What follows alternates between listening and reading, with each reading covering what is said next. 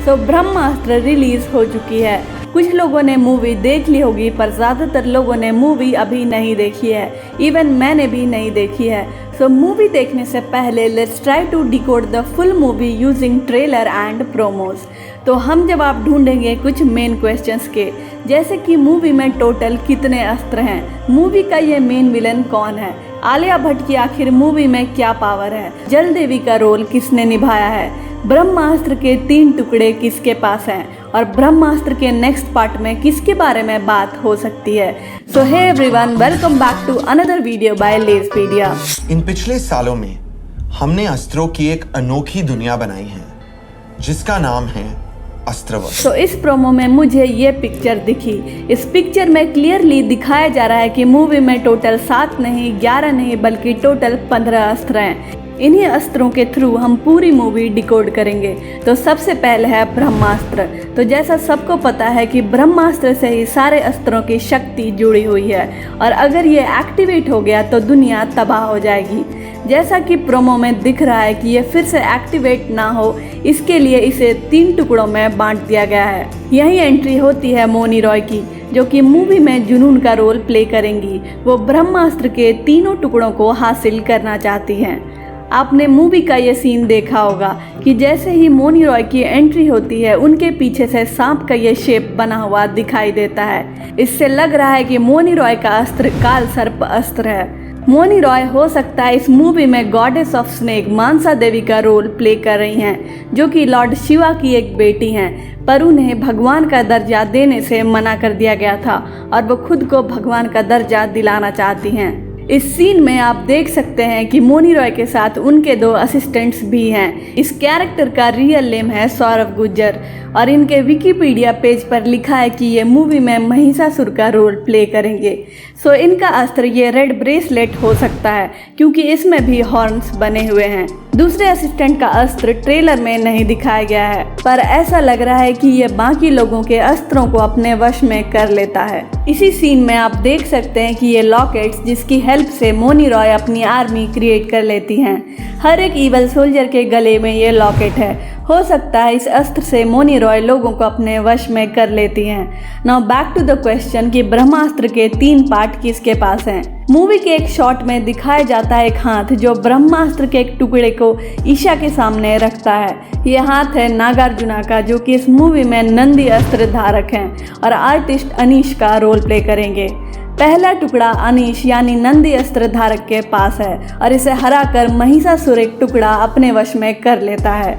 दूसरा टुकड़ा शायद SRK के पास है और जुनून का दूसरा असिस्टेंट उसे हासिल कर लेता है, क्योंकि एक शॉट में आप उसके पैरों में वानर अस्त्र देख सकते हैं जो अब रेड कलर का हो गया है। एक और शॉट में वानर का कलर भी येलो से रेड हो गया है। इवन इस शॉट में SRK के सीने में गोलियां भी लगी हैं और SRK को इसके साथ फाइट करते हुए भी दिखाया गया है। तो दूसरा टुकड़ा है वानर अस्त्र धारक SRK के पास। तीसरा टुकड़ा है गुरु यानी कि अमिताभ बच्चन के पास, जो कि प्रभा अस्त्र धारक है। प्रभा मतलब रोशनी।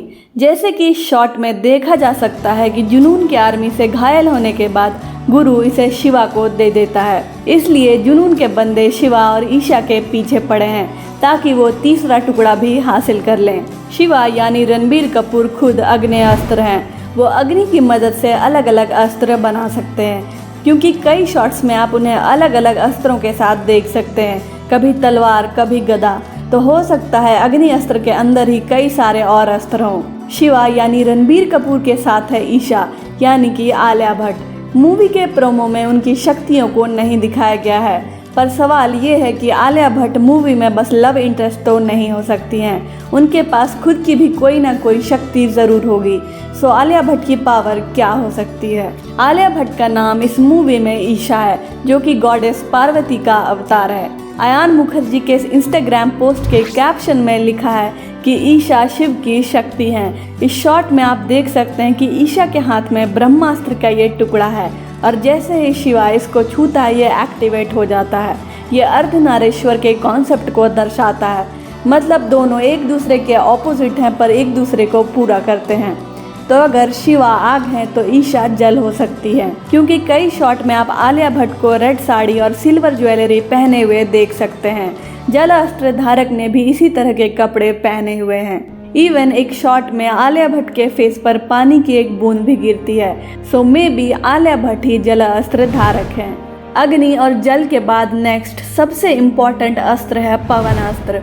ट्रेलर में पवन अस्त्र का यूज करते हुए एक बच्चे को दिखाया जाता है। ये बच्चा कौन है ये तो मूवी देखने के बाद ही पता चलेगा, क्योंकि ट्रेलर में इसके बारे में कुछ भी नहीं दिखाया गया है। बाकी अस्त्र जैसे कि नागधनुष, गजा अस्त्र, इन्हें मेन कैरेक्टर्स और ब्रह्मास्त्र को प्रोटेक्ट करने के लिए बनाया गया है। एक और इम्पॉर्टेंट क्वेश्चन ये है कि मूवी के ट्रेलर में इस कैरेक्टर को बार बार दिखाया जा रहा है जिसे लोग मेन विलन कह रहे हैं, तो आखिर ये मेन विलन कौन है? कुछ लोग इसे SRK या फिर रणवीर सिंह कह रहे हैं, पर मेरे हिसाब से ये रणबीर कपूर ही है, क्योंकि इस सीन में अगर आप देखें तो जुनून का ये लॉकेट शिवा के गले में है और वो ईवल में ट्रांसफॉर्म हो रहा है, तो ये शिवा का ही ईवल रूप हो सकता है, यानी कि उस पे जुनून काबू पा लेती है। इसके हाथ में त्रिशूल भी है और ये शिवा के हाथ में भी है। और जब भी प्रोमो या ट्रेलर में अग्नि का जिक्र होता है तो इस कैरेक्टर को दिखाया जाता है। अयान मुखर्जी ने अपने इंस्टाग्राम पे 2019 में रणबीर कपूर की लंबे बालों के साथ एक फ़ोटो भी शेयर की थी। सो 80% चांसेस हैं कि ये रणबीर कपूर ही हैं। लास्ट क्वेश्चन ये है कि ब्रह्मास्त्र के नेक्स्ट पार्ट में क्या हो सकता है? तो मुझे लगता है कि अगर ये पार्ट अग्नि के बारे में है तो दूसरे पार्ट जल और वायु के बारे में होंगे। ये बस एक थ्योरी है, मेरी प्रिडिक्शन 100% गलत भी हो सकती है। आपको क्या लगता है इसके बारे में कमेंट सेक्शन में ज़रूर बताएं। Till then, see you guys back again with another video.